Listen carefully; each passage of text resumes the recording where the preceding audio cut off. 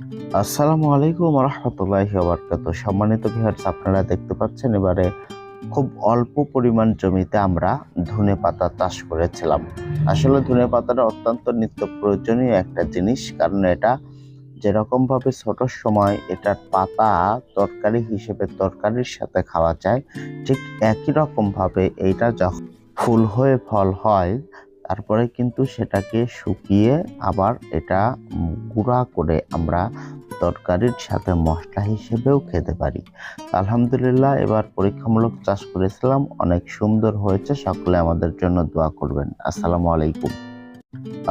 আলাইকুম রহমতুল্লাহি ওয়া বারাকাতুহু। সম্মানিত ভিউয়ার্স, আপনারা দেখতে পাচ্ছেন এবারে খুব অল্প পরিমাণ জমিতে আমরা ধনেপাতা চাষ করেছিলাম। আসলে ধনেপাতাটা অত্যন্ত নিত্য প্রয়োজনীয় একটা জিনিস, কারণ এটা যেরকমভাবে ছোট সময় এটার পাতা তরকারি হিসেবে তরকারির সাথে খাওয়া যায়, ঠিক একই রকমভাবে এইটা যখন ফুল হয়ে ফল হয় তারপরে কিন্তু সেটাকে শুকিয়ে আবার এটা গুঁড়া করে আমরা তরকারির সাথে মশলা হিসেবেও খেতে পারি।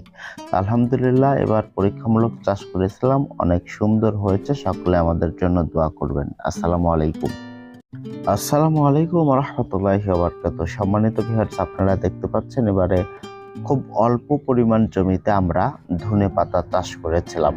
আসলে ধনেপাতাটা অত্যন্ত নিত্য প্রয়োজনীয় একটা জিনিস, কারণ এটা যেরকমভাবে ছোট সময় এটার পাতা তরকারি হিসেবে তরকারির সাথে খাওয়া যায়, ঠিক একই রকমভাবে এইটা যখন ফুল হয়ে ফল হয় তারপরে কিন্তু সেটাকে শুকিয়ে আবার এটা গুঁড়া করে আমরা তরকারির সাথে মশলা হিসেবেও খেতে পারি। আলহামদুলিল্লাহ, এবার পরীক্ষামূলক চাষ করেছিলাম, অনেক সুন্দর হয়েছে। সকলে আমাদের জন্য দোয়া করবেন। আসসালামু আলাইকুম।